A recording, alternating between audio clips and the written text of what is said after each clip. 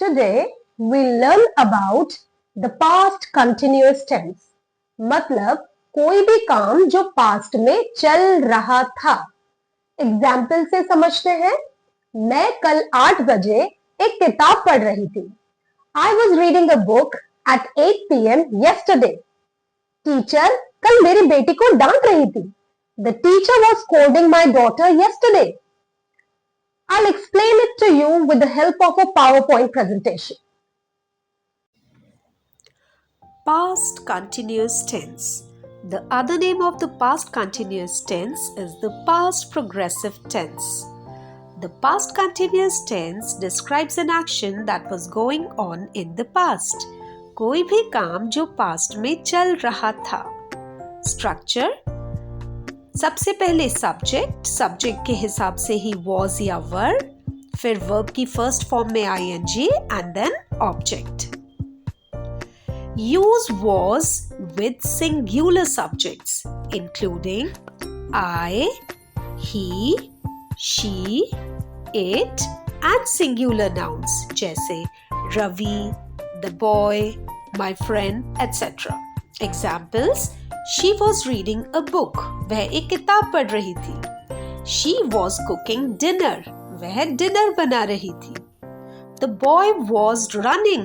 लड़का दौड़ रहा था. आगे She was eating an apple. वह सेब खा रही थी. Use were with plural subjects including we, you, they और plural nouns जैसे students, teachers, girls, etc. Examples: You were playing cricket. तुम क्रिकेट खेल रहे थे. The children were laughing. बच्चे हंस रहे थे. अब बात करते हैं नेगेटिव सेंटेंसेस की. क्या स्ट्रक्चर होगा? सबसे पहले सब्जेक्ट के हिसाब से ही was या were, फिर not, verb की फर्स्ट फॉर्म में ing and then object. Examples: I was not watching TV at that time. मैं उस समय टीवी नहीं देख रही थी. He was not listening to music. वह म्यूजिक नहीं सुन रहा था. He was not playing cricket yesterday. वह कल क्रिकेट नहीं खेल रहा था. Now let's talk about interrogative sentences. क्या स्ट्रक्चर होता है? सबसे पहले was या were, फिर सब्जेक्ट वर्ब की फर्स्ट फॉर्म में ing and then objects. Examples: Was I disturbing you? क्या मैं तुम्हें परेशान कर रही थी? Was she singing a song? क्या वे गाना गा रही थी? Were they dancing at the party? क्या वे पार्टी में डांस कर रहे थे? अब बात करते हैं interrogative with question word.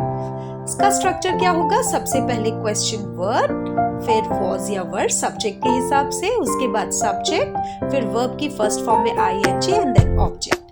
What were you doing at 10 p.m? तुम 10 बजे क्या कर रहे थे? Where was he going yesterday evening? वह कल शाम कहाँ जा रहा था? Why were they shouting so loudly? वह इतनी जोर से क्यों चिल्ला रहा था? अब क्विक एक्सरसाइज, मैं देखती हूँ आपको कितना समझ आया. इसको क्विकली सॉल्व कीजिए. And don't forget to subscribe.